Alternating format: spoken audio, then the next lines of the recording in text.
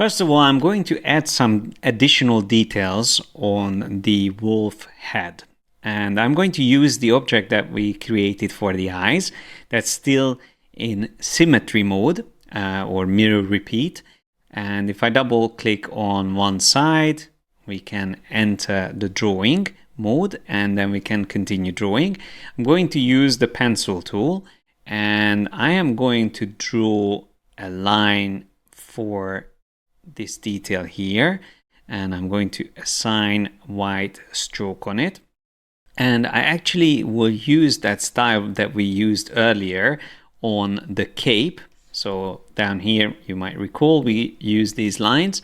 I'm using the same style here. So that's this width profile up here. I had it saved as a graphic style. I think that is working quite nicely. And we can use the pencil tool and just draw this a little bit further down. It can come all the way down here. I feel like that looks good. Then let's draw another line coming up this way. Again, I'm going to choose the graphic style and then one more here. These are for the nose. And then I want to also have some detail for the ears. So for the ears, I'm just going to draw a few lines here, and I'm going to make sure that these also have the same style assigned to them. That's looking good. And then one more detail under the eyes. I would like to have this area filled with white. So I'm just going to fill that in with white like that. By the way, this automatically went under the eye because I still had the draw behind option selected.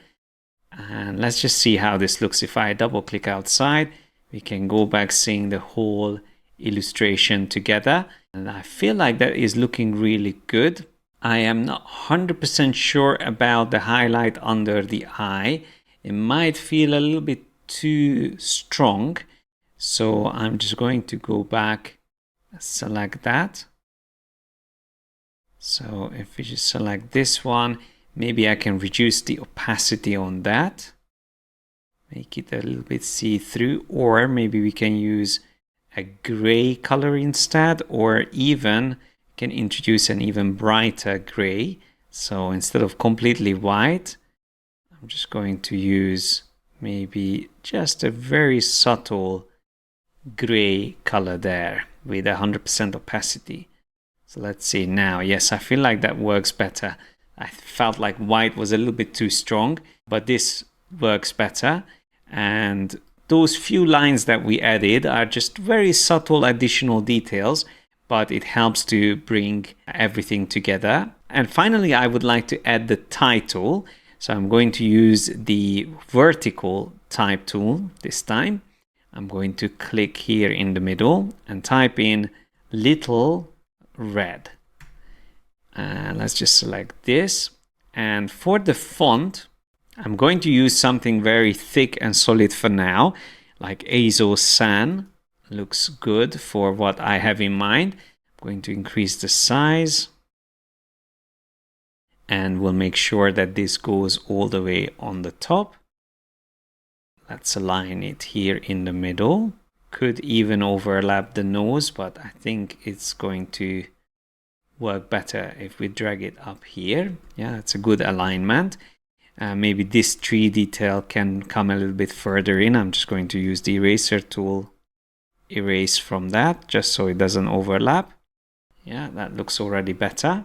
And then the word red, I definitely want to use the same red color as the rest of the design, like that. Or it could even be using the darker red. Let's see which one stands out better. I think darker red is better. But there is one thing I don't like about this font, is that the width of the characters is quite different. It varies quite a lot.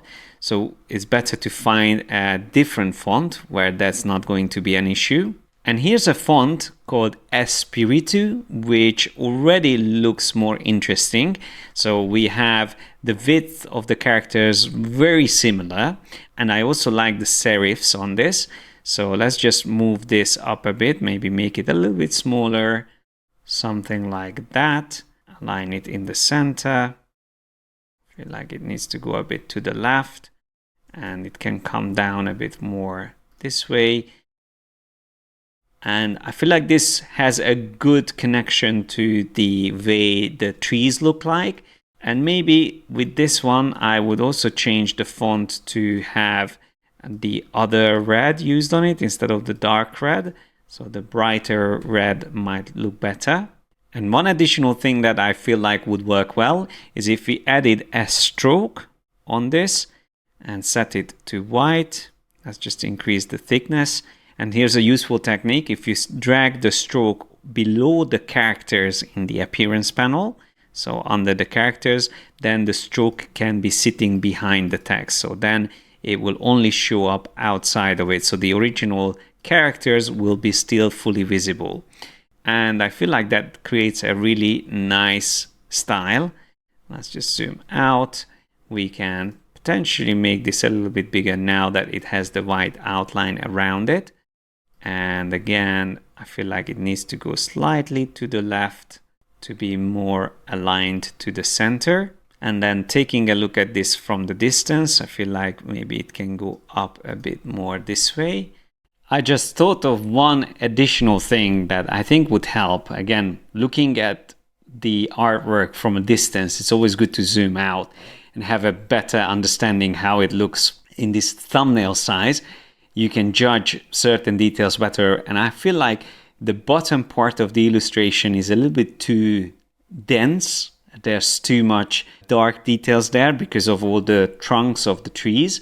So to break that up, what I thought of doing is to utilize the masking technique that we used on the wolf head.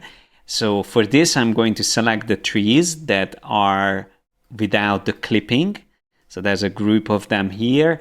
There's also the other trees behind them. And there's also the red trees behind all of them. Those can actually come all the way to the top here. And then let's select these three groups of trees together and group them together once more. That's Command or Control G. So they are in one large group, just like that. We could potentially even put the rocks in this group. So I'll just drag that in there. And then we can call this one trees and rocks. And the reason why I group them together is to be able to assign to this whole group an opacity mask. So from the transparency panel, I click on Make Mask. And then here I'm going to turn off the clip option, select the mask itself, and then using the brush with that scatter brush, the stroke color set to black, I can start drawing over these.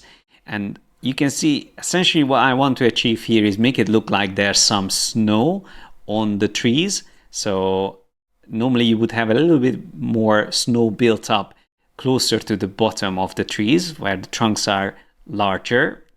And I feel like that is going to help us to make the composition in general more balanced.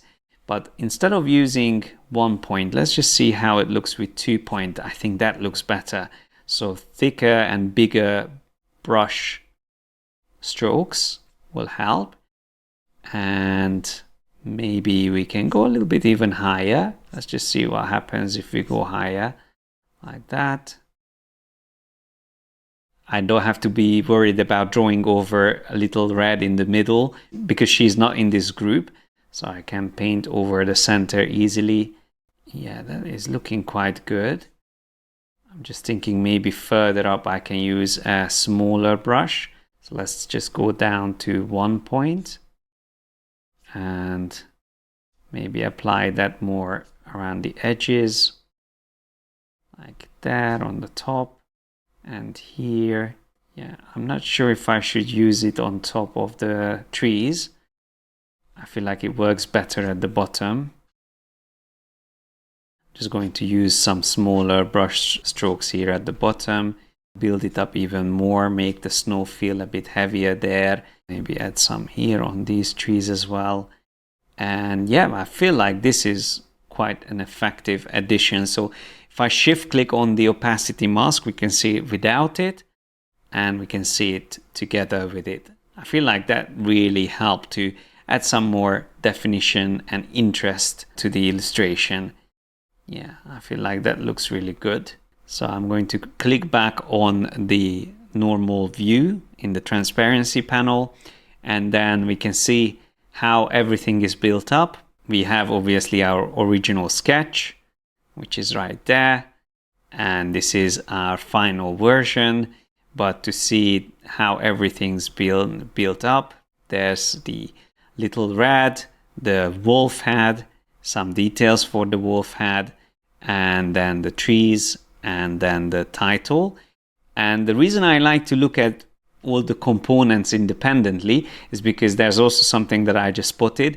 The details on the eyes and these lines that we have here are just very rigid compared to all the other details. So I'm going to have all of those selected, and then I will apply the same effect that we used before from Distort, Roughen.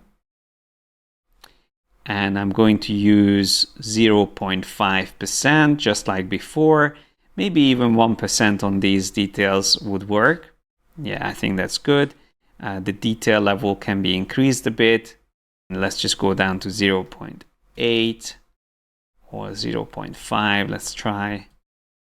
Yeah, that's good. And detail level can go up a little bit higher. So that's great. Let's see before and after. Yeah, it was just too refined. Now it works much better. Yeah, I like how that looks. So let's zoom out. Once again, we have a finished illustration.